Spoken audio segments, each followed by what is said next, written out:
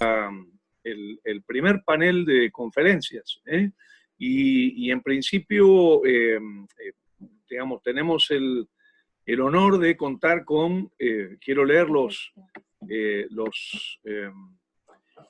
digamos, los nombres, que son el de Carlos Dimeo, que para no hacer la cosa tan formal, les voy a pedir que él mismo se presente, y de el doctor Aldo Prico, para que también él mismo se presente, como en este bloque de conferencias. Lo ideal sería que dispongamos de 30 minutos para cada exposición, ¿eh? Así que, Carlos, si te parece bien, vos serías el primero en exponer. Por favor, presentate brevemente al comienzo, y luego a los 30 minutos yo te indico para que vayas haciendo ¿cómo se llama? Una síntesis, y le damos luego el espacio a Aldo Prico, y de esa manera podemos tener un tiempo interesante para la discusión, ¿eh? Les pido acá, Noralía me dice al oído que todo el mundo trate de silenciarse, por favor, para que no entren sonidos ambiente, ¿eh? Bueno, perfecto. Muchas gracias, Jorge. Muchas gracias, Nora, Natacha. Un saludo para todos. Muchas gracias a todos por darme la oportunidad de participar. Pues creo que mi exposición va a estar ajustada por primera vez en toda mi carrera de investigador al tiempo requerido. Incluso creo que vas a poder tener un poquito más de tiempo para mi amigo Aldo si lo necesita. Yo tengo un trabajo que intenta, bueno, soy argentino, pero viví muchos años fuera de Argentina, viví en Venezuela muchos años y ahora vivo en Polonia, pues, y trabajo aquí en la Universidad de Bielsko-Biała, y también trabajo en la Universidad de Matej Bel de Eslovaquia, que es una ciudad muy pequeñita que está aquí cerca de donde en este momento vivo, ¿no? Nada, me dedico a la investigación de teatro, me dedico también, he sido actor, he sido también fundamentalmente director de teatro. Pues el teatro ha sido mi vida en Argentina, en Venezuela, en Polonia y en general en todo lo que me concierne, ¿no? Y bueno, yo traigo hoy un trabajo que es un trabajo un poco fragmentario, pero que intenta crear una especie de guía del espectador, en el sentido de tratar de observar y de entender diferentes tipos de espectadores, ¿no? Entonces no voy a hacer una lectura formal de un texto en desarrollo, sino que voy a ir leyendo estos fragmentos textuales, y eventualmente iré comentando algunos, y algunos los dejaré más bien para el debate, ¿no? Bueno, ¿se me oye bien? ¿Sí? Perfecto. Bueno, entonces, la primera partecita, ¿sí? Aunque pudiera parecer contrario a una tradición,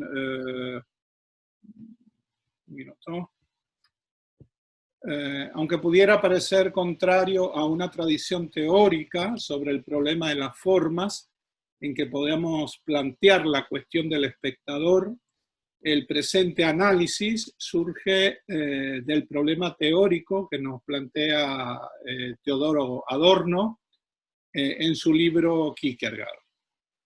Kierkegaard fue, según Adorno, un hombre, un personaje que vivió con una actitud modesta y que sufrió una falta total de experiencia, entre comillas, en el terreno social.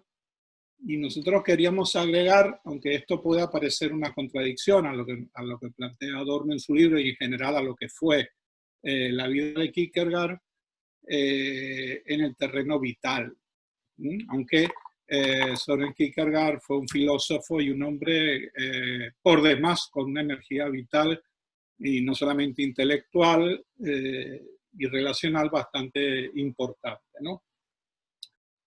Y este punto de partida puede parecer un poco extraño, pero en general en toda la obra de Søren Kierkegaard hay una cantidad de referencias interesantes en torno al problema del espectador. Su obra filosófica también actúa como una especie de aparato teatral, aparato escénico, que para mí, y que pone al propio Kierkegaard en un doble juego, en el juego casi del actor que representa una escena como en el campo del espectador propiamente dicho, ¿no? Aunque no lo digamos en voz muy alta, pues estamos hablando de en este caso, de un espectador un poco devaluado, un poco escondido. Uno que por un lado no posee ninguna pretensión estética, hay un espectador que no posee en sí mismo una pretensión estética en el momento de ver lo que esté viendo, en este caso el espectáculo, y otro que asume la posición virtuosa de un espectador con conciencia, ¿no? Un espectador que vamos a llamar, que yo quiero llamar en este momento, justificado. Ese espectador justificado es el que asiste con determinada conciencia estética, si se quiere, al espectáculo teatral o al espectáculo en sí mismo, y construye a partir de eso una mirada estética de lo que está viendo. Es solamente desde esa posición del espectador justificado que la obra cobra, digamos, un sentido estético. Para el resto, para ese espectador que no tiene esa justificación, es un marco de referencia temporal o incluso tal vez intemporal. Es decir, el resto, lo que podríamos llamar el espectador masa, el espectador de la inconsciencia, es en tanto tal un hombre sujeto a una nadería de pensamiento. Este espectador masa, recordemos también al actor masa, ese actor que aparece en escena pero que no es identificado con un personaje determinado, sino que abulta un grupo de gente que es necesario para la representación del espectáculo propiamente dicho. Este actor masa está relativamente presente durante el convivio, le hace Dubati, y posteriormente desaparece, se esfuma. Prescribimos así un intento de camino que nos exprese entonces la construcción de una filosofía del espectador. Es decir, yo he titulado un poco esta idea de tratando de indagar en la figura del espectador, construir una filosofía del espectador que pueda definirnos un poco más adecuadamente ese sujeto bastante heterogéneo que se nos presenta frente al espectáculo. Y fue por eso que de pronto, cuando encontré este texto de Adorno, evocando a Kierkegaard, ¿no? Y ahora voy a entrar un poco con Kierkegaard, vi que lo que planteaba Kierkegaard podría ser entonces una vía explicativa de estas dos formas grandes y de esta filosofía del espectador, de este espectador con conciencia y de este espectador relativamente inconsciente, entre comillas. El pronombre, decía yo, buscamos que esto nos explique o nos construya, una filosofía del espectador. Pero no buscamos que ¿sí? que este nos explique o nos construya su filosofía. No queremos que ese espectador nos construya su filosofía. El pronombre funciona también aquí como una especie de posesivo. El su, que marca una referencia múltiple, es de suyo el marco de un juicio a posteriori, un juicio corto, un juicio limitado, escueto en sí mismo, ¿sí?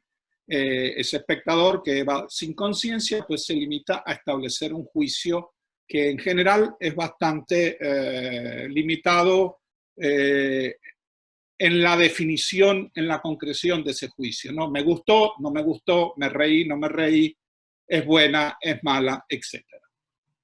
Bien, ese espectador con conciencia entonces sería un espectador diferente sería un espectador, y en el sentido de Kierkegaard, un espectador filosófico, ¿verdad? Dicho de otro modo, un espectador kierkegaardiano es un espectador del devenir sujeto a un desplazamiento que juega en tres ejes. Yo lo puse en tres ejes porque realmente el planteamiento de la filosofía de Kierkegaard está en estos tres ejes. El primer eje es el eje ético-estético, que fue uno de los aspectos que Kierkegaard trabajó de acuerdo con lo que plantea Adorno, por supuesto, en su filosofía. El segundo eje es el eje existencial y el tercer eje es el eje religioso, ¿no? El más activo para analizar a los espectadores sobre la base de estos tres ejes creo que es el eje ético-estético, ¿no? El primero de ellos, ¿sí? El espectador ético-estético, entonces es el que acude a la sala con un objeto común, la idea de reafirmar su posición como un sujeto de vida inserto en el mundo. Él, este espectador ético-estético, está colocado ante una mera experiencia estética que le trae también implicancias y responsabilidades. Entonces, en los términos de las implicancias, ahora voy a explicar un poco y a dar algunas ideas, ¿sí? En los términos de estas implicancias estarían las posiciones estéticas de ese espectador, ¿sí? Los compromisos estéticos de ese espectador, y en las responsabilidades estarían las posiciones éticas de ese espectador, es decir, cómo el espectador construye o asume lo que está mirando, lo que está viendo, ¿no? Un medio estético que le plantea entonces en dos partes, situaciones y responsabilidades. Situaciones y responsabilidades ante los modos y las reflexiones en la que ese espectador también está obligado a adoptar una posición, ¿no?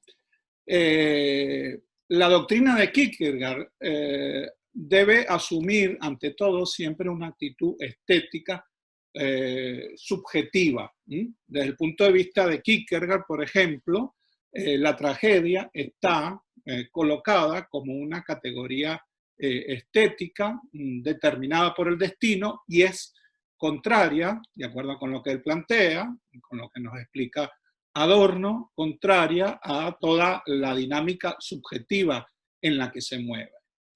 Por eso define Kierkegaard la conducta estética, ¿verdad? Como la conducta estética como la del espectador. Es decir, con tanta más razón cuanto que ella implica su propia visión de lo estético.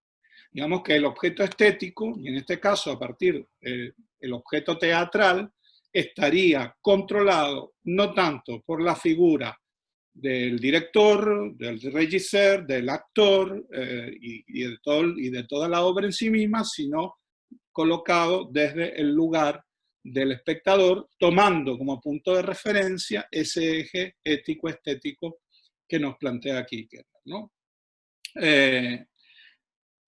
Entonces, repito un poquito para tomar una idea del propio Kierkegaard, ¿no? Hacer una cita. El espectador, ¿sí? La estética como la del espectador, con tanta más razón cuanto que ella implica su visión ética de lo estético. Citando a Kierkegaard, dice, y ahora tu propia vida, se pregunta Kierkegaard, ¿tiene ella su teleología en sí misma? No quiero en este punto preguntar si alguien tiene derecho a ser solo de espectador. Cierra la cita, ¿no? El objeto teleológico del espectador, pues, está centrado no tanto en sí mismo, sino en las influencias que en ocasiones espera encontrar en el otro. Es decir, la mirada construye por dos vías un juego estético cuando veo por placer, simplemente por placer, y un juego ético cuando veo juzgando, cuando veo evaluando el objeto de arte que estoy mirando, ¿no? El control está fundamentalmente entonces soportado en la mirada. Después voy a referir a un hecho más que me parece importante en este espectador estético, ¿verdad? En este eje ético-estético. El siguiente eje sería entonces el espectador religioso. ¿Sí? El espectador religioso, y yo he puesto entre paréntesis, es que un poco refiere a la idea del actor mimo, ¿verdad?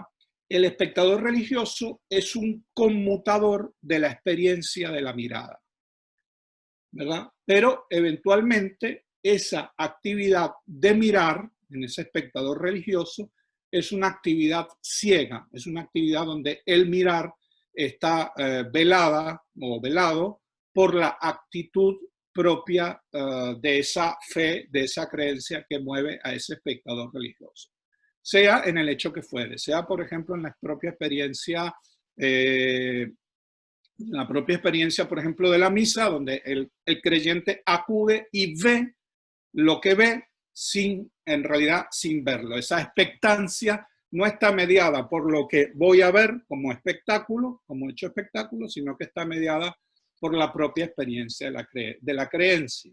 De manera que eventualmente esa actividad de mirar es la actividad propia de un ciego, aquel que ve, pero que en realidad no ve con los ojos, sino que ve desde otra perspectiva.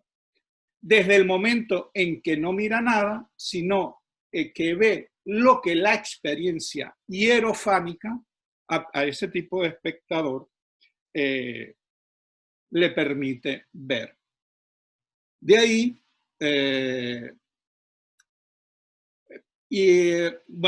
en este sentido, Kierkegaard pone un ejemplo interesante, o pone una anécdota, si se puede decir así, en torno al Nuevo Testamento, en su relación con ese debate religioso que se planteó.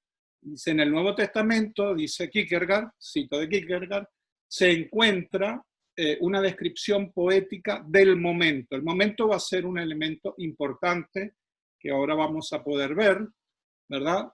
Dice San Pablo, dice que el mundo perece. Con esto expresa también él que el momento es conmensurable con la eternidad.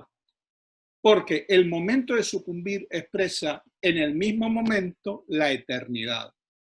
Haré intuitivo con una imagen lo que quiero decir y ruego que se pase por alto indulgentemente lo que el día pudiera haber de chocante. Había una vez aquí en Copenhague dos artistas que estaban muy lejos de pensar que pudiera encontrarse en su arte una profunda significación. Aparecían, poníanse el uno frente al otro y empezaban a representar mímicamente algún conflicto apasionado. Cuando la acción mímica se encontraba en el alma y los ojos del espectador seguían expectantes la historia, interrumpíanla súbitamente y permanecían inmóviles, petrificados en la expresión mímica del momento. El efecto era sumamente cómico, por tornarse el momento conmensurable de lo eterno de un modo casual. El efecto de la escultura, dice Kierkegaard, descansa en que se expresa eternamente la expresión eterna. Lo cómico consistía en que se eternizaba lo casual. Entonces, en ese sentido, digamos, esa experiencia religiosa llevaba a ese espectador a tener una especie de actitud hierofánica frente a lo que estaba viendo. Pero sobre todo, especialmente en el momento en que toda esa acción expresada por los mimos, en este caso, ese actor mimo, digamos, quedaba detenida, suspendida en esa eternidad. De manera que ese espectador era no un espectador transicional, sino que también se convertía, de acuerdo con la intervención que yo deseo hacer, en un espectador eterno. El que mira es un objeto único, es decir, se convierte desde esta perspectiva de Kierkegaard en una unidad indivisible. El actor, que es lo que, o quien pretende explicar lo que ve, tiene una mirada que no se construye desde una mirada única, sino desde una mirada múltiple. Es decir, la mirada del actor, que también en cierta forma es un expectante que no mira directamente a su espectador, porque puede estar mediado por un concepto, recordemos el concepto de la cuarta pared, aunque en el teatro menos tradicional ese concepto puede estar derribado. De todas maneras, este actor no mira expresamente a ese espectador, es decir, evita la mirada porque no es él quien tiene que estar expectante, no es él una unidad de expectación, sino al contrario, ¿sí? Él va a ser mirado por ese otro. Entonces, ¿qué es lo que el espectador ve? ¿Sí? El espectador tiene una mirada única en el sentido que está constantemente controlando esa idea que tiene frente a sí, mientras que el actor, que es quien le devuelve también la mirada y que de alguna forma funciona como un espectador indirecto porque no mira expresamente, y que trata de controlar la mirada de ese espectador. En el trabajo teatral se supone que ese espectador debe ser dominado por la magistralidad del actor. Sin embargo, el espectador termina subyugando la voz de la propia persona que representa. El personaje no le interesa tanto, muchas veces incluso el personaje no le interesa tanto como el espectador le interesa el actor. Es decir, muchas veces suspende la figura esta del personaje por la del actor. Bien, el siguiente aspecto, intentando definir a esa filosofía del espectador, es que Kierkegaard nos plantea una ontología dinámica que se mueve en, bueno, ya hemos dicho, en los tres ejes, en los ejes ético, estético y religioso. El ser, dice Kierkegaard, se encuentra dentro de todo devenir, aunque fuera como un aspecto que queda oculto al hombre, ¿verdad? Y de allí nos surge entonces la figura del espectador tentado. Es decir, tenemos un espectador que es ético-estético, tenemos un espectador religioso, tenemos un espectador inconsciente, tenemos un espectador consciente y ahora tenemos un espectador tentado.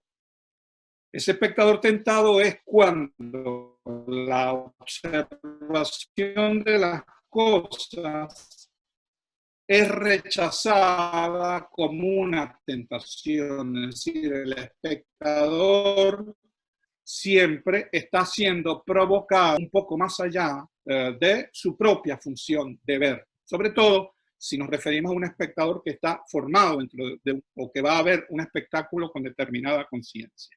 El pensamiento, entonces, queda como único dueño del terreno y su monólogo, es decir, su relación con el espectáculo, se articula a través de las contradicciones que él mismo le provoca.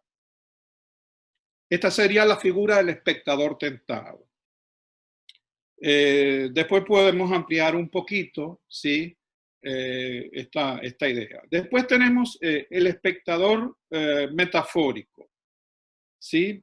El espectador metafórico, que es el que mira el espectáculo entonces como un simple entretenimiento. Este mira el espectáculo como un simple entretenimiento. Porque es un espectador que existe en tanto simplemente acude a esa representación. Este entraría fuera de las categorías que intentábamos acotar. No es un espectador ético-estético, es decir, no mira el espectáculo con una racionalidad ni ética ni estética, solamente espera esta función de placer del espectáculo que le produce placer. Bueno, en el libro de la angustia existencial de Kierkegaard, ¿verdad? Hay la categoría de tiempo escénico y de tiempo del espectador, ¿no? Kierkegaard, digamos, nos remite a la idea de que el momento es una cosa ambigua en que entran en contacto el tiempo y la eternidad. Son básicamente como dos cosas, o así lo entiendo yo, ¿no? Y la eternidad traspasa, por supuesto, continuamente al tiempo. La eternidad es una categoría que en el fondo juega con problemas de atemporalidad, ¿verdad? Traspasa el tiempo porque la eternidad siempre está en una duración constante.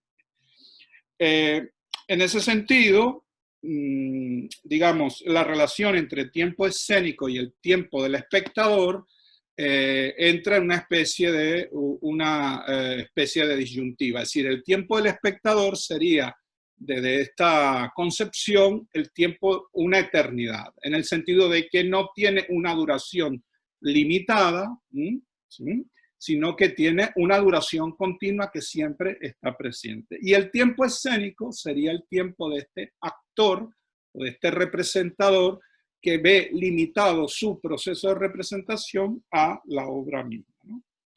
En este aspecto, yo quiero citar un punto de Kierkegaard en Migajas filosóficas. Kierkegaard dice: la percepción inmediata y el conocimiento inmediato no pueden engañar. Ya se demuestra con esto que lo histórico no puede convertirse en su objeto, porque lo histórico tiene dentro de sí aquella ambigüedad, la del devenir. En relación a lo inmediato, el devenir es, en efecto, ambivalente. Entonces la obra sería, en este sentido, por eso, una temporalidad limitada, en el sentido de que la obra es un devenir en tanto el tiempo de la obra, mientras que el devenir del espectador es una atemporalidad, dura una eternidad porque no tiene principio ni tiene fin. De manera que lo presente es eterno, como el teatro es un presente en tránsito, ¿sí? Es un presente en tránsito, recordemos, la obra está siempre colocada en un tiempo presente, o en ese tiempo presente están ocurriendo los acontecimientos, pero es un presente en tránsito, o un presente continuo donde el espectador está constantemente activado, porque aun cuando la obra, digamos, hubiera concluido, este espectador puede continuar con esta visión, con esta mirada colocada sobre la obra, ¿no? Esto nos remitiría entonces a la idea de ese espectador eterno, que no es el espectador, este espectador eterno, no es el espectador que siempre asiste al espectáculo, o a ver un espectáculo X, a ver una obra, sino el que continuamente está construyendo una especie de presente histórico. Hay un espectador histórico, que es ese espectador eterno que está colocado dentro de un espacio determinado, dentro de una época, ¿no? Es decir, el espectador, hablamos ahora de la pandemia o de la pospandemia, el teatro pospandemia, el teatro de la pospandemia tendrá un espectador histórico en tanto la pospandemia, mientras que el espectador anterior a la pandemia del COVID-19 era un espectador totalmente diferente, ¿no?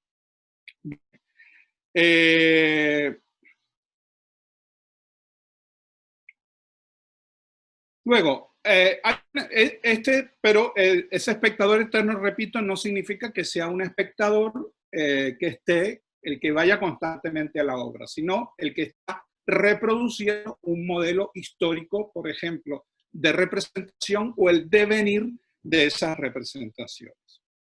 Después, podemos hablar entonces de que sí hay un espectador controlado por esa media, que es un espectador solo como un consumidor de cultura.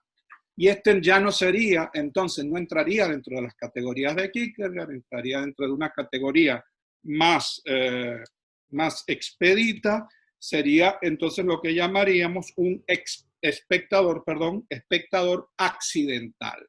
Un espectador que eventualmente va al espectáculo a ver la obra sin entrar dentro de esas categorías éticas, ni estéticas, ni le interesarían, sino simplemente como un consumidor cultural.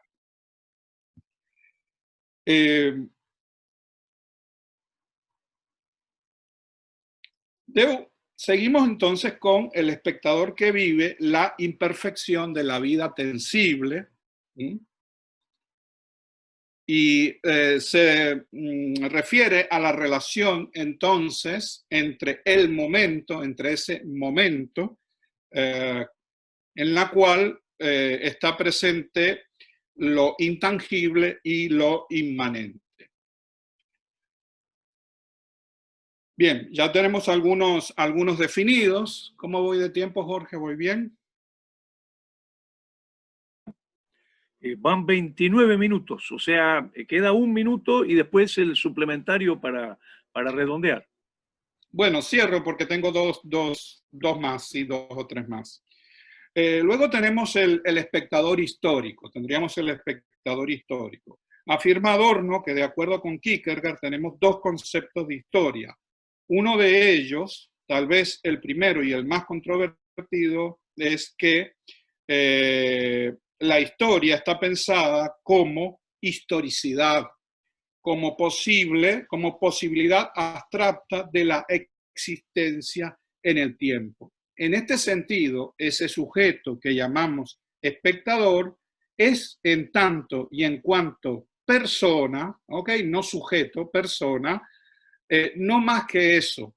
Pero esta persona acude a la sala no como una entidad universal, sino como un individuo. Pero el espectador es un sujeto histórico, o dicho de otro modo, un hombre enmarcado en un contexto histórico. Esa dimensión prescribe en otro sistema filosófico donde la historia, entendida como categoría, se suspende. El espectador, para Kierkegaard, es un sujeto que va más allá de su propia experiencia, atado a la butaca. Afirma Celia Amorós que su identificación con el teatro no se agota entonces en el ver, en los placeres íntimos del voyeur, del espectador. Kierkegaard no es solo un espectador porque en él no hay abandono y pasividad ni mera beatitud contemplativa. El pensador es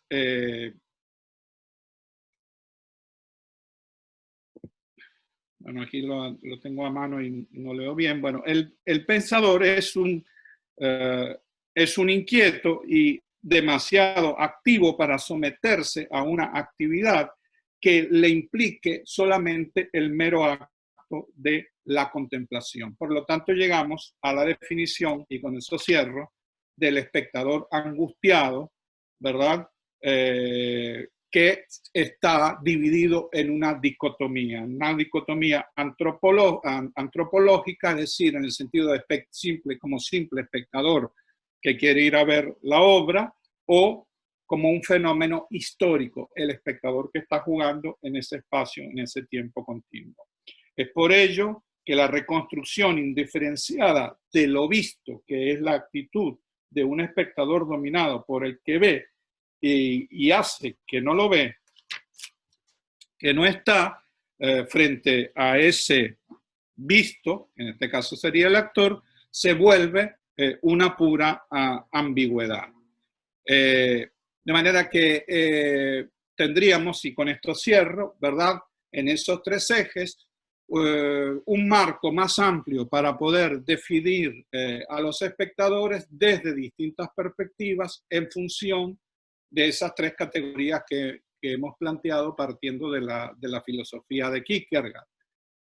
Y lo que más me interesaba a mí, tomando eso como punto de partida, era ver hasta dónde podemos nosotros controlar esa figura. Yo creo que la figura propia del espectador siempre está como colocada en un punto de fuga, donde nosotros queremos controlar eso que la mirada intenta definir y que no podemos constantemente definir. Bueno, hasta aquí. Muchas gracias. Buenísimo. Muchas gracias, Carlos. Excelente, Gracias. muy, muy amable por abrir esta filosofía del espectador. La verdad, excelente, excelente. Y guardamos entonces las preguntas, los comentarios para la segunda parte, digamos, para luego de la exposición de Aldo Prico. Aldo, te agradecemos enormemente la presencia y, por supuesto, te pedimos que vos mismo te presentes. ¿Te parece bien? Sí, sí, cómo no. Cómo no. Yo agradezco muchísimo poder estar compartiendo con ustedes esta nueva manera de encontrarnos en el éter, decíamos antes, ¿no? No sé dónde estamos alojados, pero bueno.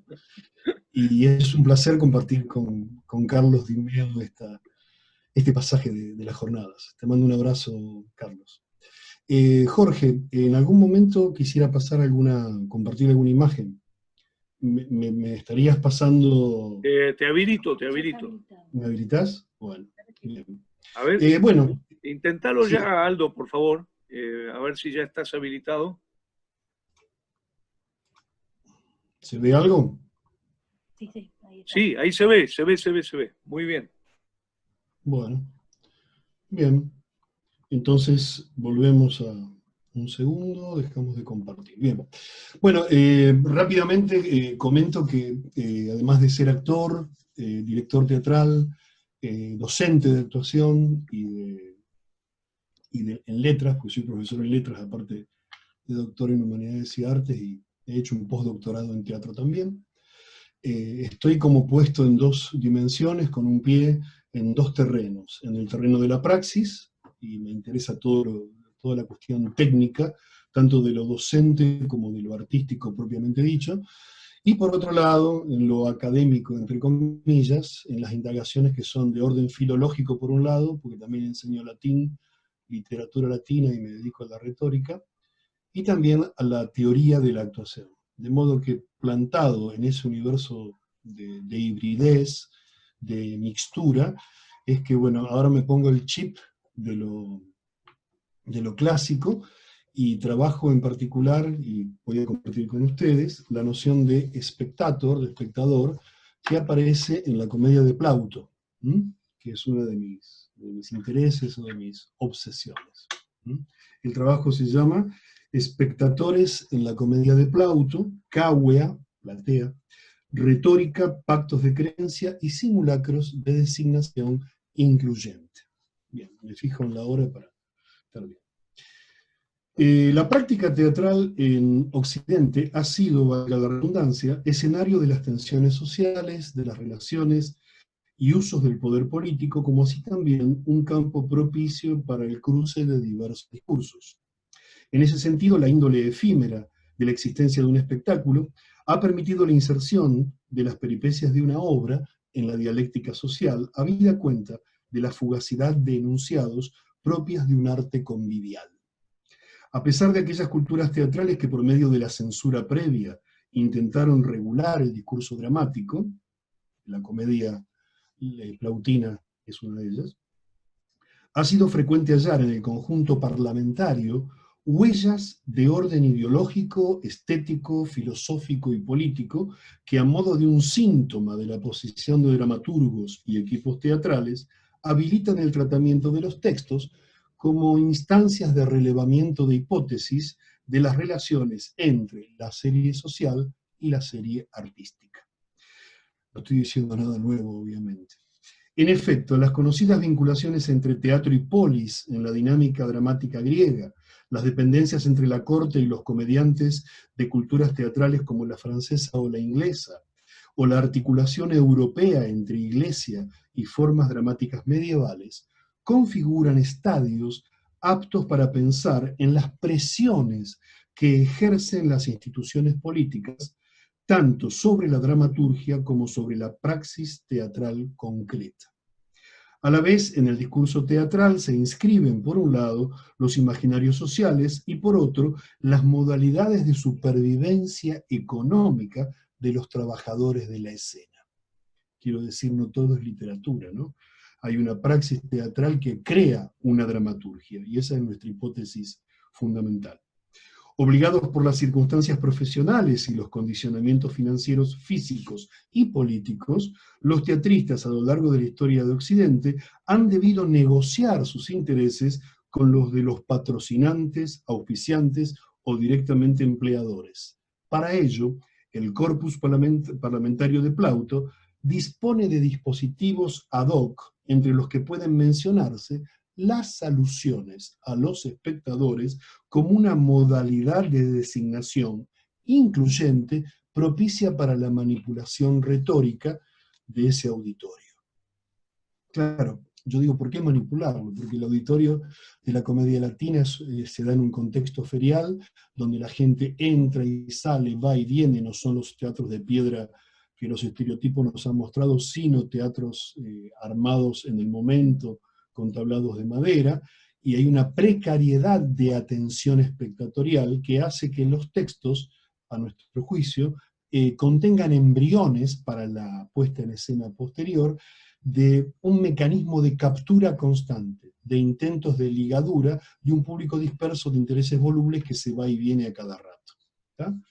Recuerdo a Terencio quejándose en La Suegra, en Équira, porque en dos oportunidades no pudo montar su obra porque la gente se iba a ver a los boxeadores o a otra cosa que resultaba mucho más interesante que escucharlo a Terencio.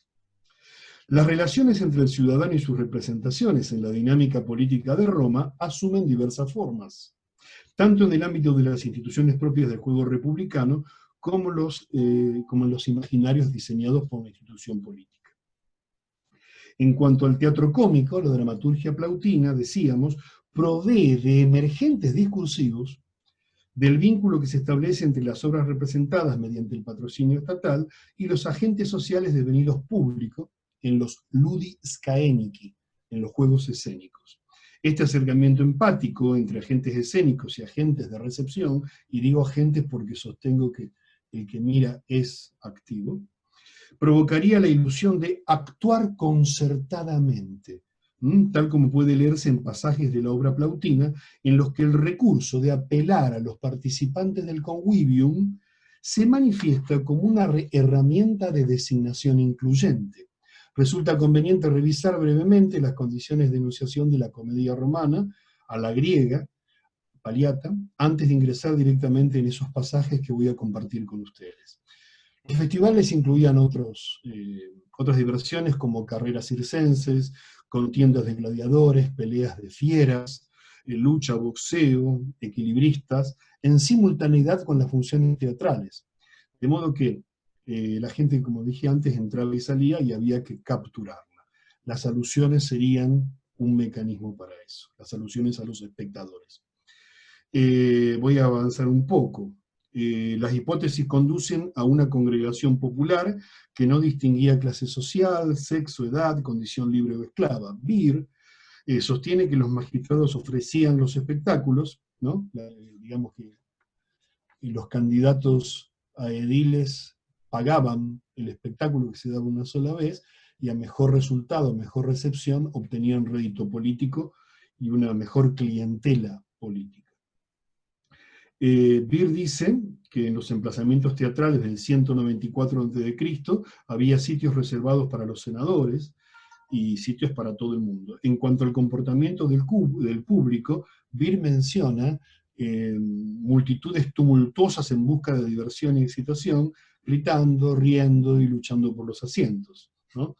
Un público, dicen López y Posini en Comedia Romana, cito, un público que asiste en tropel a los espectáculos teatrales que son gratuitos, inquieto, burlón, jaranero, que grita y alborota a lo largo de la representación, que se preocupa de pasarla bien en ese momento de ocio sin pretender encontrar en él nada más que entretenimiento. Fin de cita. Estos espectadores podían descubrir en el entorno ferial competencias con la representación capaces de atraer su atención. Tal parece haber sido el desorden de recepción, sobre todo al comienzo del espectáculo, que los actores debían hacerse oír sobre ese bullicio, ¿verdad? Entonces, vamos a compartir con ustedes algunos ejemplos. Se está viendo, ¿verdad, Jorge? Se ve la pantalla, ¿sí? Bien. Tenemos un ejemplo aquí de los cautivos 10-16, ¿no? Es frecuente en esto, en lo que un actor del prólogo declara que no se va a reventar los pulmones por nada, ¿no? Tal como se lee en el pasaje. ¿Lo han entendido? Está bien. Aquel último dice que no lo ha entendido. Acércate más. Si no tenés dónde sentarte, tenés dónde pasearte, ya que obligás al actor a mendigar. Por tu causa, yo no voy a perder la voz. Ustedes oigan lo demás. No me voy a detener en cosas molestas. No es aventurado pensar que más allá del texto fuente griego, sobre el que se basa cada comedia latina, existiera un plan romano de escritura destinado a enfrentar los problemas de recepción, a adelantarse a posibles reacciones o a instaurar convenciones de comportamiento durante el espectáculo. Construcción del auditorio típica de la retórica latina, por otra parte. Una persuasión que debe disponer la actitud receptiva y prever condiciones y efectos de la enunciación escénica, sobre todo en el intento de focalizar la atención de un colectivo dispuesto a intervenir más allá del espacio asignado a la expectación. Plauto hace explícita referencia en el texto de una de sus obras a los inspectores de clase, individuos destinados a detectar y reprimir un hábito de incentivación de participación espectatorial predeterminado por las necesidades de la competencia entre los espectáculos, ¿verdad? En efecto, en Anfitro 64 y siguiente, que ustedes tienen en pantalla, el personaje del dios Mercurius se dirige al público y les dice: Júpiter me manda a decirles esto, que los inspectores vayan a cada uno de los asientos, por toda la sala, observando a los espectadores, para que detecten a los favorecedores y agitadores de silbidos y escándalo, o gente pagada para aplaudir, y les saquen la ropa como prenda, como fianza. En ese sentido, las múltiples alusiones que la dramaturgia de Plauto hace a los espectadores pretenden una complicidad, una implicación posiblemente afectiva, y no una invitación a ingreso directo a la performance. Lo que algunos han denominado ruptura de la ilusión escénica, forma parte de la estrategia retórica de inclusión del otro como copartícipe del evento teatral. Los miembros de Scaena, por un lado, y los de la Cagüe, la platea, por el otro, constituirían una unidad de deliberaciones, un cuerpo de agentes considerados iguales y autónomos, que aparentemente toma decisiones conjuntas por eventual consenso.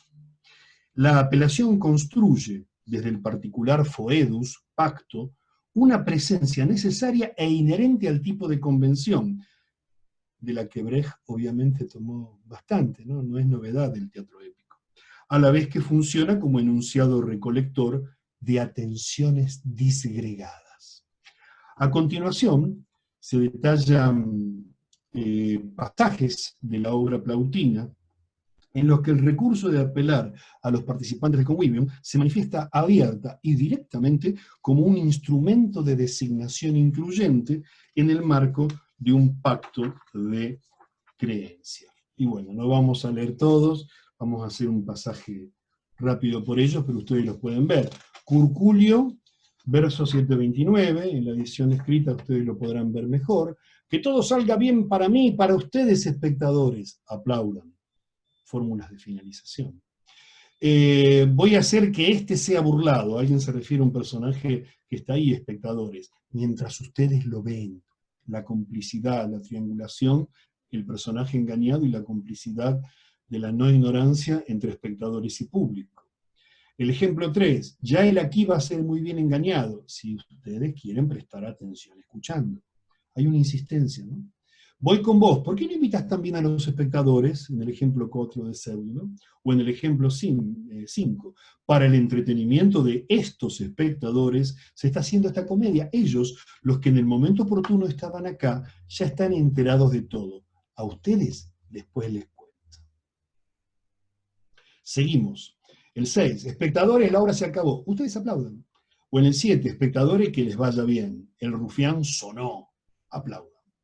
Vamos acá ahora mismo, espectadores, si ustedes quieren. Espectadores, no se extrañen. Espectadores, esta obra ha sido hecha de acuerdo con las buenas costumbres. El ejemplo 11 al final. Señores míos, espectadores míos, indíquenme si alguien ha visto a tal personaje, etc. El 12 de mellizos. Salud para mí y para ustedes, espectadores, anuncio.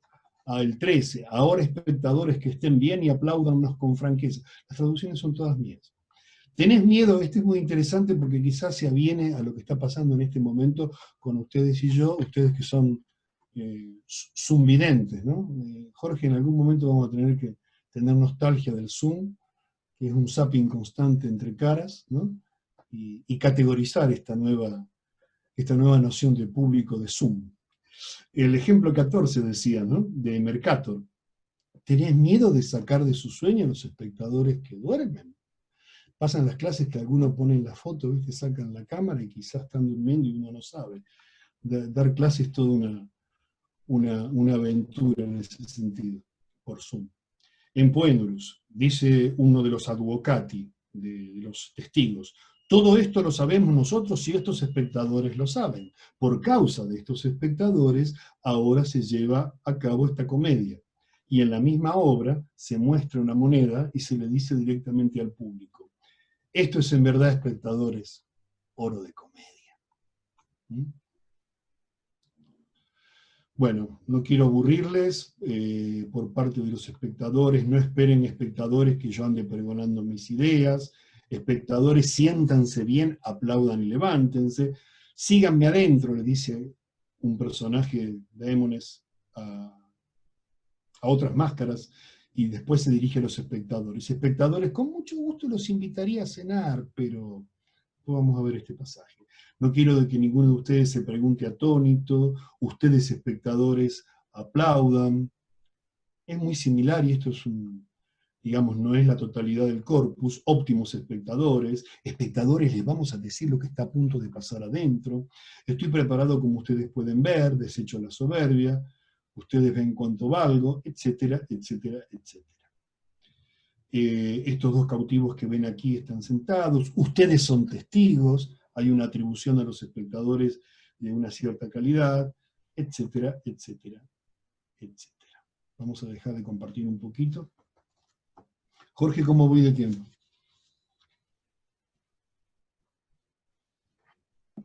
Vas muy bien, porque van recién, según mis cálculos, 15 minutos, así que tenés 15 más. Bien, sobra. Bueno, mientras que no voy a dar los números, doy los números por si quieren 1, 6, 7, 13, 19 y 22, en la versión escrita lo van a poder corroborar, resultan protocolos inherentes al cierre del espectáculo, mediante el pedido del aplauso. En tanto los ejemplos 3, 4, 8, 10, 12, 16 y 23 remiten a la invocación de la segunda persona, del coloquio, ya sea para exhortar el silencio y la atención, ya sea para llevar a cabo autorreferencias al mecanismo discursivo del universo teatral. El típico pacto de visión sobre el que se fundamenta la teatralidad plautina se sintetiza en un enunciado frecuente en el corpus, cuya manifestación en esta selección que hemos hecho es la del ejemplo 15. Por causa de estos espectadores, ahora se lleva a cabo esta comedia. La misma ejecución de la pieza, el acto de la puesta en escena, tiene su origen en los espectadores, polo ineludible del discurso teatral, componente indispensable del acontecimiento de convivium, a modo de un recordatorio constante. La caterva, el grupo teatral, y sus dictas, sus enunciados, de tanto en tanto, hacen saber que el universo que se juega en la escaena sabe que el destinatario está allí y debe seguir estando. Lo que pareció nuevo para mucha gente en el siglo XX, con el teatro épico de Brecht, es ya todo un dispositivo clásico, ¿no? Frecuente. Por otro lado, hay fórmulas de amabilidad para solicitar el reconocimiento y el aplauso. Cito varios ejemplos que no vale la pena poner aquí, estarán en el escrito, que se inscriben en el protocolo de finalización de fábula, pero al mismo tiempo impulsan, al modo de una mansa orden, una actividad que, por más que integre los dichos de la tradición, es estimulada en determinado momento hacia la masa del teatrón. ¿Por qué digo los dichos de la tradición? Porque las obras de Plauto no contradicen el mos maiorum, es decir, el discurso tradicional senatorial, porque aparte es justamente la institución política la que lo subsidia y le paga, y no pueden, digamos, boicotear la mano que les da de comer. Por eso no vamos a encontrar en Plauto discursos que enfrenten justamente esa escala de valores. Al contrario, en muchos de nuestros trabajos sostenemos que ese discurso plautino lo que hace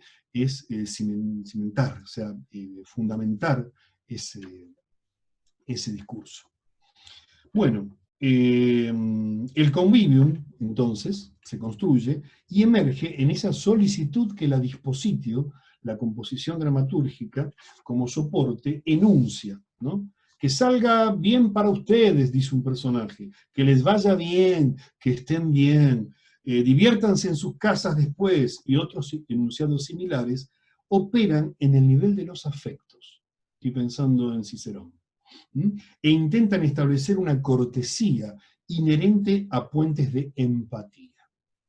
Se está en presencia de dicta, de enunciados estereotipados, que cierran el universo ficcional al otorgar existencia literaria al vos, a vosotros espectadores, y por ende atribuirle a esa entidad corporal en el espacio-tiempo, de la actio, de la puesta en escena eventual, al mismo tiempo que se le incorpora a la broma. ¿Qué quiero decir con esto de que se lo incorpora a la broma? Vemos en Rudens, el cable, 14-18, en la que se basó Shakespeare para La Tempestad, dice el personaje del viejo al final, ¿no? Cuando en el cosmos cómico encuentra a su hija, está todo bien, está bien, síganme adentro. Espectadores, con mucho gusto los invitaría a cenar, pero no tengo nada que darles. Ni siquiera tengo en casa algo de lo que se ofreció en sacrificio. Además tengo la duda de que en una de esas ya han sido invitados a comer en otro lugar de la ciudad. Pero si no les molesta pueden darle un gran aplauso a esta comedia. Vénganse a casa, invitados a grandes banquetes, pero dentro de 16 años. Ustedes dos van a cenar conmigo, dice un personaje, Labras. Bueno, que así sea, qué bueno. Y termina dirigiéndose el anciano a los espectadores. Regálennos un aplauso. Si se descuenta la benevolencia sostenida, con intermitencias irregulares del público, el tópico del etos del personaje enunciador se ofrece a la percepción y reconocimiento como un colofón o una peroratio de un espectáculo que no solo está obligado a entretener y gustar por el mero hecho de su índole, sino para obtener el beneplácito del circuito de negocio de las representaciones. Se trata de un pedido, el del aplauso, que se inscribe como una convocatoria también de la supervivencia del Dominus Gregis, es decir, del director y de su caterva, o sea, de su grupo. Un módulo del género epidíptico de la retórica que se cuela por entre los enunciados teatrales a fin de halagar los ánimos de la recepción. Estas apelaciones directas, generalmente en los límites de la fábula, abriendo y cerrando el pacto de copresencia en roles diferenciados, se complementan con otra serie de nominaciones en las que se designa el interlocutor en medio de otra evidente reafirmación constante de metateatralidad, en las que los enunciados invitan a una cooperación conversacional, que es solo un juego, un simulacro. Bueno, en este registro voy a avanzar un poco. La condición de testigos y por ende cómplices lúdicos atribuida a los receptores deviene inclusión de los otros no escénicos como garantes del espectáculo, sujetos del ludus del juego y árbitros de la ficción. La nominación directa de la segunda persona configura y cierra un triángulo histrión, spectator, histrión, mediante el cual el pacto del quid pro quo, ¿no?, del equívoco, se artificializa y al mismo tiempo se constituye como base de un modo de humor basado en la ignorancia, fundamentado en la ignorancia de un tercero. El personaje engañado, distraído, esto es un locus, es un lugar común, ¿no?, o excluido de la convención, paradójicamente, por otra convención. Si bien el recurso es frecuente, se puede constatar en muchos ejemplos significativos. Por ejemplo, la máscara de una vieja prostituta, Lena, en Quistelaria, la comedia de la Sexta, apela directamente al público como participante de un hecho que para otros personajes está oculto. Incluso se plantea un pedido de recuerdo del acontecimiento ante la posible necesidad de dar fe del mismo. Dice la Lena, ¿no? Esto lo sabemos nosotras dos, yo que se la di y ella que la recibió de mi parte. Además de ustedes, el público, por supuesto. Así ocurrió este asunto. Si por algo se vuelve necesario, yo quiero que ustedes recuerden esta cuestión. Por favor, yo ahora me voy a casa.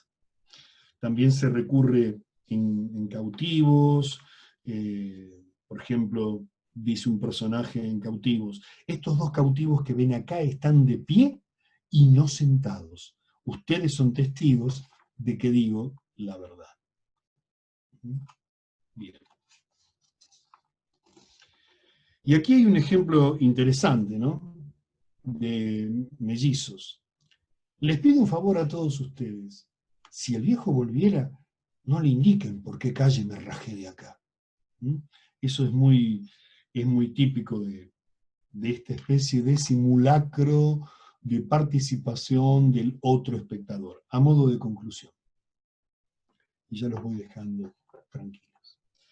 Conforme con lo que antecede, sostenemos que la nominación de la figura del oyente persigue un compromiso de escucha que insiste sobre el foco de la escena.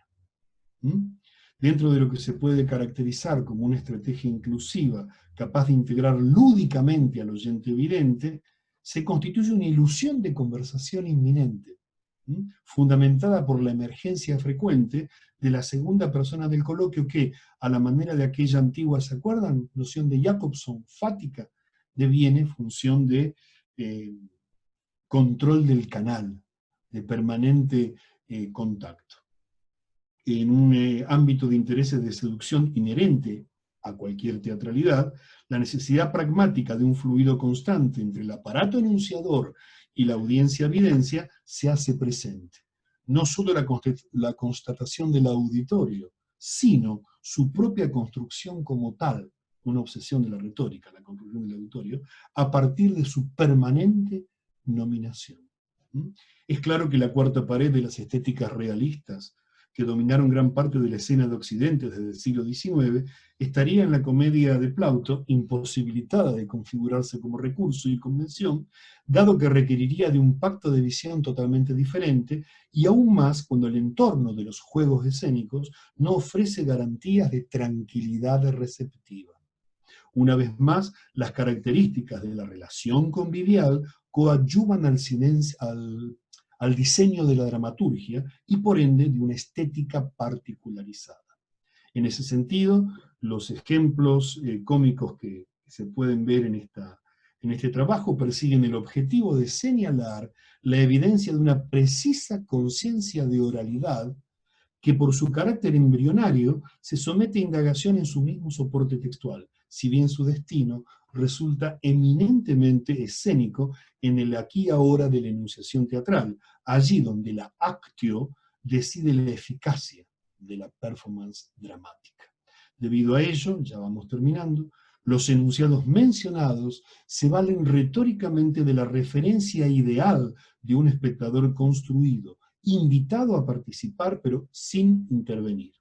Asistimos así a una asignación de identidad inherente a una persuasión que debe disponer la actitud receptiva y prever condiciones y efectos de la enunciación escénica, sobre todo en el intento de focalizar la atención de un colectivo, reiteramos, dispuesto a participar más allá del espacio de veda, de la zona de veda. Por ende, el texto plautino simula funcionar legítimamente al dotar simbólicamente a los espectadores de la condición de integrantes del populus, entidad que debe estar constituida de tal forma que sus miembros se escuchen efectivamente unos a otros.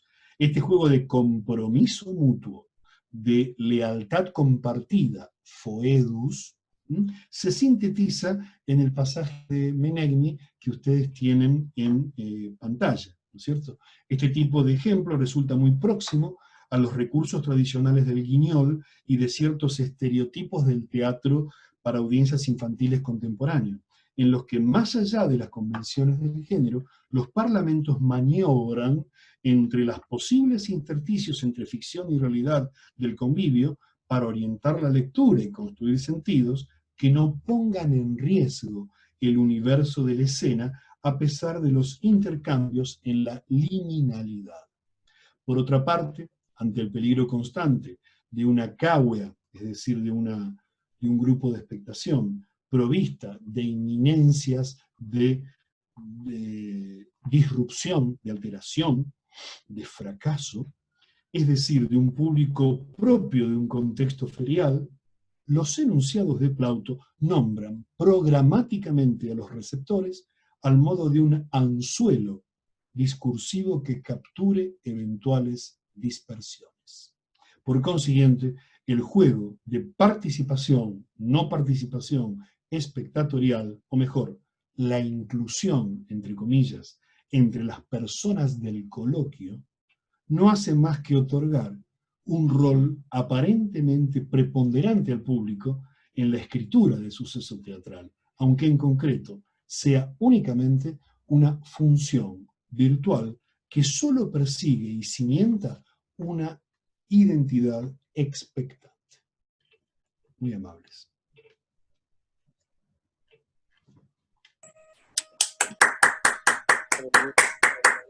Muy bueno, Aldo, muchísimas gracias, tanto por la excelencia de la conferencia como por yo diría, el ajuste al tiempo, ¿no?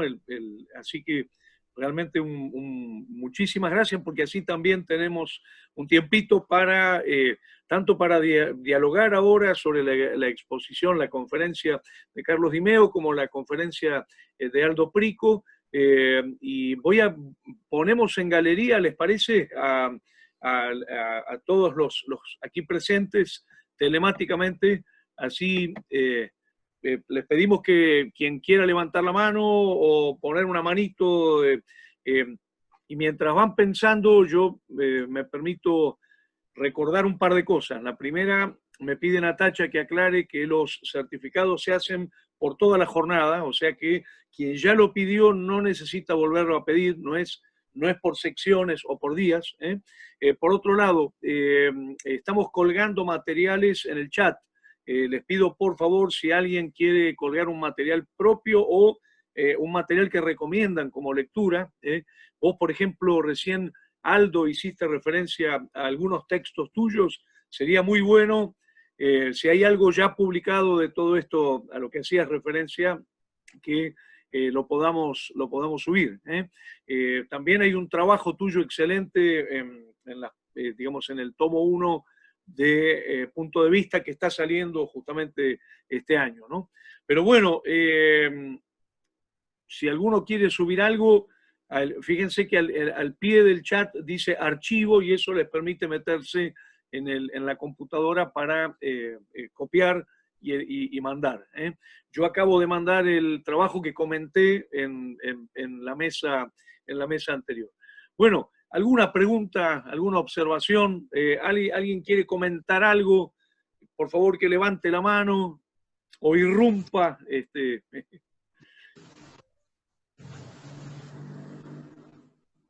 Yo, profesor Di Meo. Dale, Alba, Carlos. Dale, Alba. Bueno, sí, quería pedirle si en 2 o 3 palabras puede decir un poquito más de ese espectador angustiado, al concepto de angustiado. Muy bueno.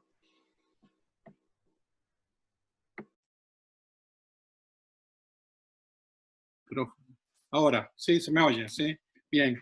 Sí, de acuerdo a lo que nos plantea Kierkegaard, ¿verdad? Que tiene como esa visión doble, un sujeto o una persona que está, digamos, vinculada a un fenómeno histórico como esos eventos que están constantemente en el devenir y ese mismo sujeto que está definido antropológicamente como una persona como cualquiera de nosotros, ¿no? Entonces, ese espectador que funciona eternamente porque está alojado dentro de una mirada, esa mirada histórica, es decir, que no solamente vamos como espectadores al teatro y miramos la obra desde nuestro punto de vista, sino que miramos históricamente en el sentido que miramos a partir de esa colectividad que somos y en la que vivimos. Es decir, ahora miraríamos pospandémicamente el teatro en esta colectividad. Y por otro lado, como sujetos individuales. Entonces lo que se plantea Kierkegaard, según lo que yo comprendo, es que hay una dicotomía allí, hay una angustia existencial planteada en esa división, sujeto como individuo individual, valga la redundancia, y sujeto como persona histórica en la que estamos insertos. Ese espectador estaría en ese sentido constantemente luchando contra esa disposición histórica que se coloca sobre nosotros frente a la posición individual. Sobre todo si es ese espectador ético-estético, es decir, si es ese espectador que va con conciencia al espectáculo teatral, va con una mirada, o al espectáculo que fuere, pero va con una mirada ética, estética, va con una posición y adoptando una posición, no aquel espectador masa que acude al espectáculo de manera indiferenciada, sin distinguir una cosa de la otra. No sé, en los personajes, en este público de Plautino, de las comedias de Plauto, no sé cómo funcionaría ese espectador ético-estético, por ejemplo, si estuvieran conscientes o no, sería interesante contrastar esa figura. Además, felicitar a mi amigo Aldo, pero creo que es la angustia generada entre la visión individual como persona y la visión de este sujeto histórico, ¿sí? Entonces estamos en ese eterno histórico y por otro lado luchando como persona frente a eso. Esa es la angustia que se generaría porque son dos posiciones antagónicas totalmente, o dialécticas totalmente. Bueno, así lo comprendo yo. Buenísimo. Muchas gracias, muchas gracias. ¿Alguna otra pregunta, intervención, comentario? Si quiera alguien decir algo. Daniela, dale. Reinicio el audio. En esa línea de caracterizar a los espectadores, mi pregunta va para Carlos, quería ver si se puede explicar o explayar un poco más respecto del espectador tentado. Sí, el espectador, digamos,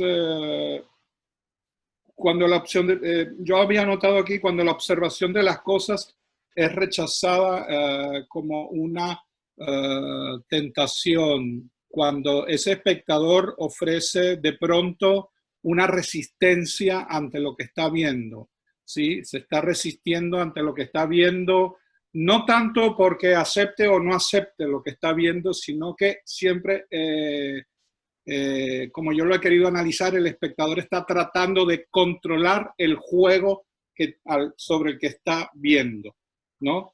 Está dominando, por ejemplo, la escena, en tanto que el actor, si se refiere al teatro específicamente, el actor está tratando de controlar la vista de ese espectador. Está tratando de dominarla para que surta un cierto efecto, entre comillas, positivo, ¿no?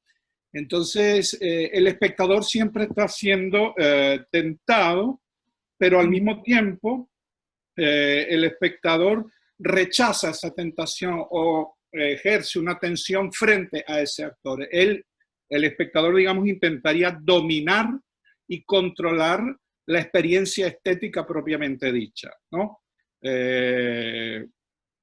Entonces el pensamiento queda como único dueño del terreno y su monólogo se articula, así como lo ha anotado, estoy leyendo lo que ha anotado aquí, Sí. y su monólogo se articula a través de la contradicción.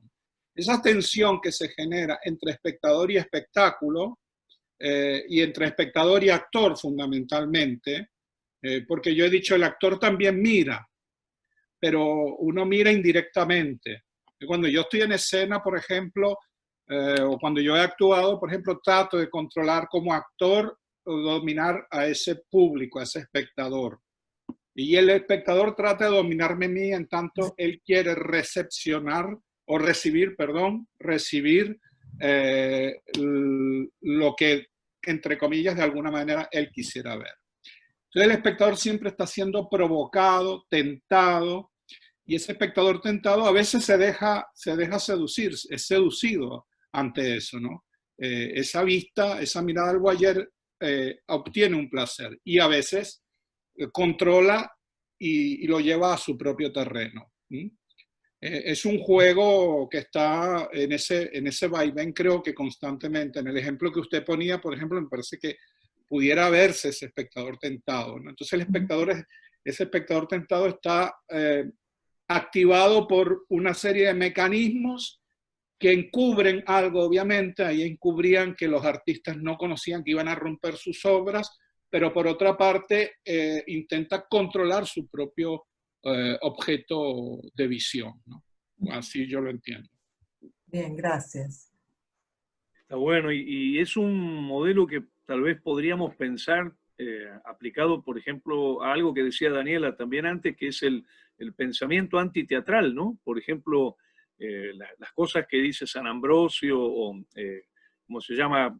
San Agustín, ¿no? Sobre el teatro como una tentación que debe ser resistida, ¿no?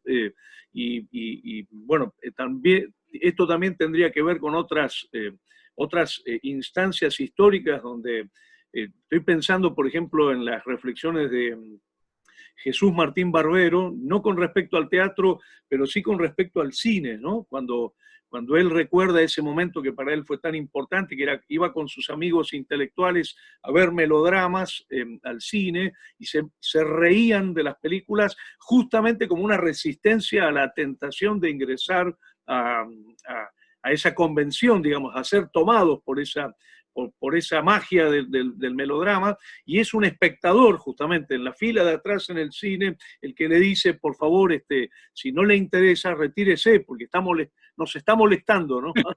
Pero Claro. en relación al cine, ¿no? Claro. Pero creo que funciona, se articula, ¿verdad? Porque, bueno, claro, creo que la figura del espectador en el cine es un poco diferente porque, como tú muy bien lo defines, esta idea de estar en impresencia, ¿sí? En el convivio, creo que es un elemento fundamental.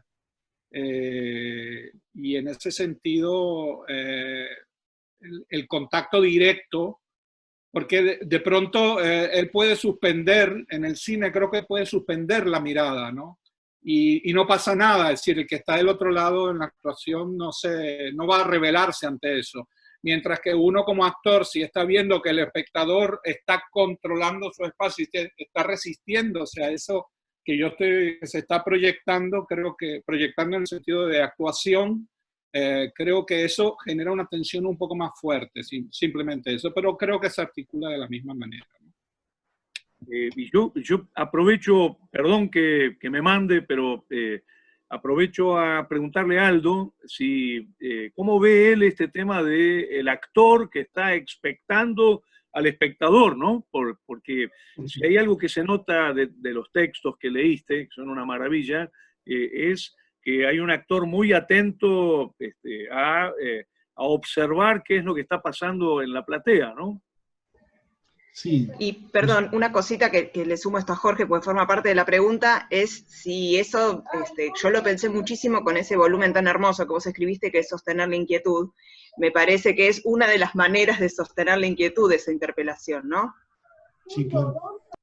Sí, yo venía pensando, te felicito Carlos, me encantó esta categorización, ¿no? de espectadores, y me preguntaba, intento responder a Jorge también con esto, y a Natacha, ¿qué lugar se le reserva al no aburrirse?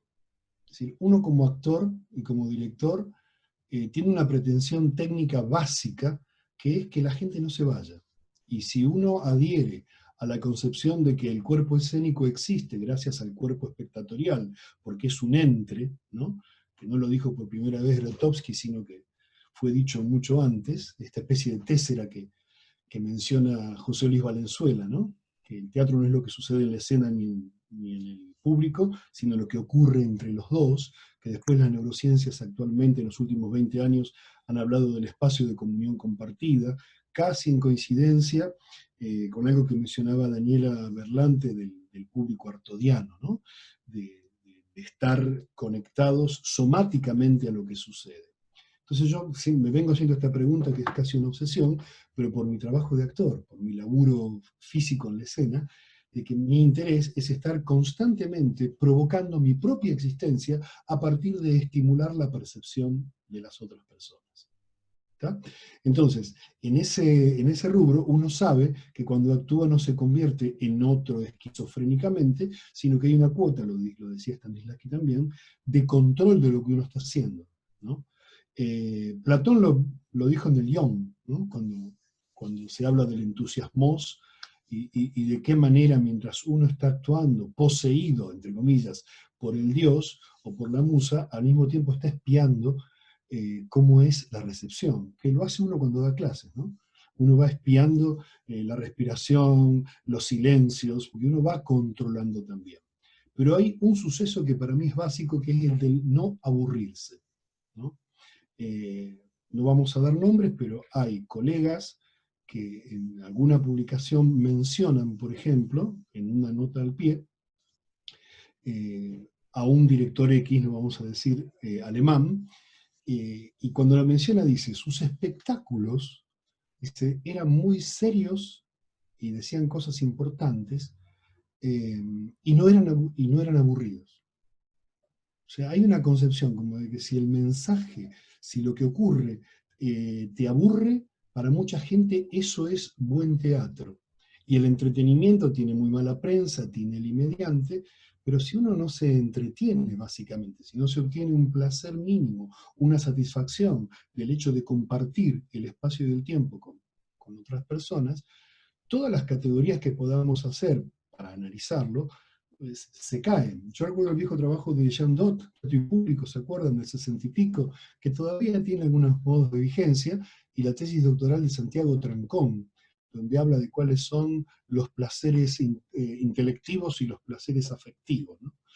Y parado sobre todo en mi formación en retórica, la gran preocupación de la retórica, ya de Aristóteles, ya de Cicerón, después de Quintiliano, no era conseguir la ratio o lo intelectivo en los espectadores, sino que por algún motivo se pudieran enganchar afectivamente en un juego, en un pacto, en un juego lúdico, para poder disfrutar el estar allí y no tener ganas de irse. Cicerón decía, véanme, escúchenme, quiéranme.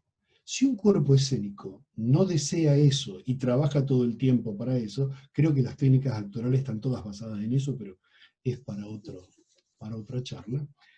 No podemos existir. A ver si soy... No sé, Jorge, si respondo a lo que vos preguntabas, Natacha. Y das un pie, me parece muy interesante, si alguien no conoce Sostener la Inquietud, el libro de Aldo, que es parte, digamos, un desprendimiento de su tesis. Por supuesto, me parece que hay que tomar contacto con ese libro. Nosotros lo tenemos en la bibliografía desde el primer momento, en las cátedras que tenemos con Natacha, y lo usamos mucho. Ahora, también que yo quería tirar como idea que la pista que estás dando es muy interesante para diferenciar convivio y tecnovivio, ¿no? Porque la percepción del otro en convivio es muy distinta a, por ejemplo, verlo en una pantalla o en una galería o ni siquiera verlo, ¿no? A mí me impresiona mucho cuando se pone el fondo negro con el nombre, por ejemplo, y no sabés qué está pasando con el otro, ¿no? Me encantaría una reflexión en relación a eso. Vamos a tener una cantidad de aportes en ese tema en el encuentro, pero me encantaría si pudieran reflexionar un poquito sobre cómo funciona esto en el convivio y en el tecnovivio, entendiendo por tecnovivio, digamos, la relación a través de las máquinas en un vínculo territorializado y en presencia no física, sino telemática, ¿no? ¿Puedo decir algo? Sí. Dale, dale. No, que, pensando justamente que aparece lo aurático, claro.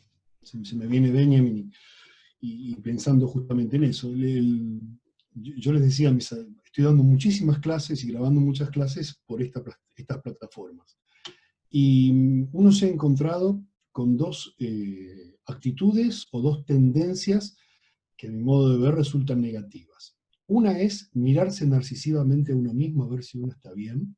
Vieron que ahora nos bañamos para aparecer en Zoom, nos acicalamos, hasta nos ponemos perfume, y uno se mira a cada rato, se controla a ver cómo está, a ver cómo está, a ver cómo estoy, ¿no? Y hay gente que incluso, yo, como ven, no tengo biblioteca atrás, pero a unos alumnos les puse, perdonen que grabo la clase sin biblioteca detrás, ¿no? Porque hay como una puesta en escena, obviamente, para poder caer bien y para poder estar a tono. Entonces, mientras uno se ve a sí mismo, también hace zapping, todo el tiempo por las caritas, todo el tiempo por las caritas. Y si hay más de una página, uno toca, hace zoom a ver las otras caras que hay. Y está yendo y viniendo en una operación de dispersión constante. Creo que estamos todavía construyendo este modo de vernos, ¿no? Y después, desde el punto de vista de lo teatral, he hablado mucho con Jorge Eines, mi amigo, sobre eso, respecto de, bueno, ¿qué es lo que se puede hacer? Él dice que se puede ensayar, y está haciendo monólogos y todo eso, pero si no hay rebote, que lo digo en sostener la inquietud, si no hay rebote, si no hay ida y vuelta, si no hay construcción mutua, resulta bastante complicado. Eso por un lado, y para terminar, así que doy pie a Carlos, perdón Carlos, yo recuerdo siempre una anécdota que se le atribuye a Helen Weigel, la viuda de Brecht, ¿no? Cuando en la década del 60, en el Berliner, llega un grupo de teatro que había trabajado según las técnicas de Boal, un grupo brasileño, y ve Madre Coraje, y se emociona tanto con la puesta de Madre Coraje de Helen Weigel, que cuando termina la función le dicen que era una traidora a su marido. Ella le dice, ¿por qué? Porque nos emocionamos y lloramos. Si usted no, pero, perdón, ustedes entendieron mal a mi marido, dicen que dijo Helen Weigel. Porque para poder distanciarse, primero hay que acercarse. Entonces el distanciamiento, que tiene un estereotipo de interpretación, no es el estar pensando constantemente del actor, del espectador. Que un espectador piense es no existir actoralmente. Eso uno lo sabe por oficio. Porque no puede pensar y estar al mismo tiempo disfrutando. Se tiene que objetivar. Entonces, decía, ustedes tienen que pensar que el impactarse con lo siniestro, con lo raro, con lo extraño, es lo que hace tomar conciencia. Pero eso no tiene que implicar que uno no se entretenga, se emocione o se enganche afectivamente con lo que está viendo. Entonces creo que los enganches afectivos con estas plataformas son bastante difíciles de lograr. Sobre todo porque uno disfruta cuando tiene otros al lado. Claro. Como la risa, ¿no? Uno se ríe a gusto cuando tiene gente que se ríe y lo acompaña. Bueno, creo que con el teatro pasa algo de eso. Perdón, me extendí. Yo propondría, si están de acuerdo, salvo que haya alguna pregunta acuciante y urgente, que lo escuchemos a Carlos y después entremos en la pausa para poder almorzar, descansar un poquito, porque ya a las 2 de la tarde tenemos la próxima mesa. Si están de acuerdo, Carlos, te escuchamos. Sí, yo quería, bueno, primero agradecer la presentación de Aldo, que también ha sido maravillosa y siempre muy edificante y muy elocuente, realmente me encantó. Y bueno, para no ser muy extenso, quiero decir dos cosas, sí, que me parecen también muy interesantes. Por ejemplo, mi experiencia docente aquí, pues ahora con la cuestión de la cuarentena, ya aquí prácticamente no hay cuarentena, pero con la cuestión de la cuarentena he tenido que dar todo el semestre a través de una plataforma que usa Microsoft que se llama Teams. Pero una de las cosas que a mí más me impactaba, a propósito de lo que decía Aldo, ¿no? Era que en este caso yo me veía yo solo. Sí. Y ninguno de los estudiantes jamás en ninguna de las clases ponía su cámara, prendía su cámara. Entonces, lo que yo tenía en la pantalla, precisamente esos espectadores que yo tenía en la pantalla eran letras, sus signos, ¿sí? Sus iniciales de nombres. Entonces, PG, HJ, TT, RS, tenía una pantalla llena de signos y yo daba, entre otras de las clases, literatura comparada y empezaba a hablar, ¿sí? Y hablaba durante 90 minutos yo solo. Y, en general, en Polonia son muy tímidos, los estudiantes no intervienen en clases, sobre todo si la clase es lo que, entre comillas, traduciríamos como una conferencia, es decir, tú eres la voz que manda y no hay otra voz. Entonces, en un momento determinado, yo decía, ¿me entienden? Y del otro lado solo encontraba las letras. Y continuaba como un monólogo eterno, ¿no? Entonces aquí no estaríamos ante ese espectador tentado que yo intentaba provocar, digamos, en esa tensión. Siempre había una tensión entre quienes me miraban y yo tenía que intuir si ellos me escuchaban o no. Tenía que intuir si ellos estaban atentos o no. Eventualmente alguien hizo alguna vez durante no sé cuántas clases alguna pregunta. Bueno, eso como es así, ¿no? Para no ahondar mucho, pero creo que es interesante esa idea de la ausencia del otro total. Es decir, yo hablaba directamente con mi computadora y no tenía respuesta de nada, absolutamente de nada. Ahora nosotros nos vemos, etcétera, estamos intercambiando y de alguna manera esta relación es importante. Así que verfremdung enfremdung, sí, distanciamiento, acercamiento, creo que allí también esa articulación funcionaría, ¿no? Y lo segundo es que ahora en octubre vamos a presentar, y de paso los invito, pues ya los invito, estoy trabajando en un espectáculo aquí en un teatro en Varsovia que se llama Staff Only. Bueno, y por supuesto, aquí no hay cuarentena en este momento, pero hay unas restricciones muy controladas para las cuarentenas. Y vamos a tener función en el teatro. En el teatro donde nos presentamos, los espectadores deben estar a una distancia más o menos de 1,5 metros, 2 metros uno de otro. De manera que si ese teatro tiene como unas 300 butacas, pues si no van a poder estar todos los espectadores juntos. Entonces, ¿qué ha hecho el teatro? El teatro vende la mitad de la sala, es decir, pueden ir 100, 150 espectadores a la sala, tomando la distancia prevenida, con máscaras, etcétera, etcétera, etcétera. Y el resto lo van a hacer a través de las plataformas de Zoom o de Internet, etcétera. Es decir, se van a vender boletos para que la gente pueda ver el espectáculo en streaming, la diferencia de las butacas o más, y boletos para que la gente pueda ver el espectáculo in situ.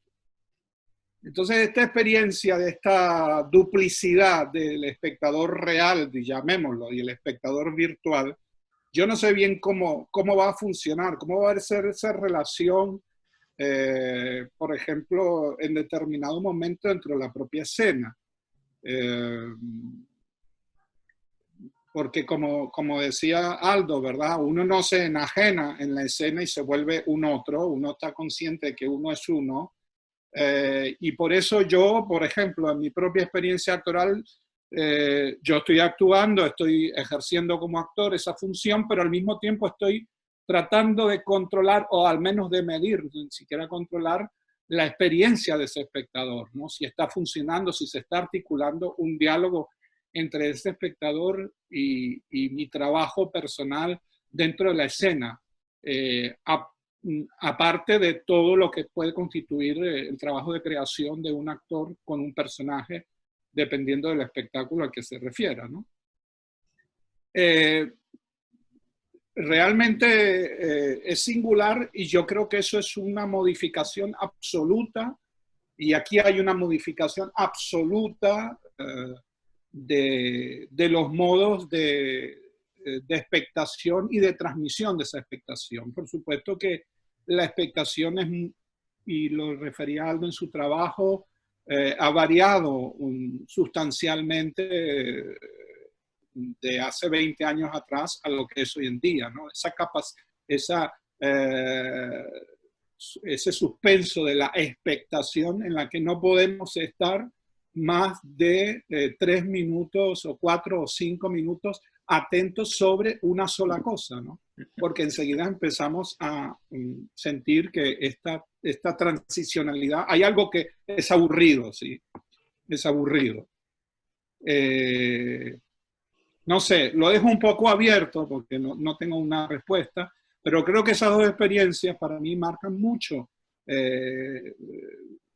la ausencia de la experiencialidad. La pantalla me trae a mí ausencia de experiencia, ¿sí?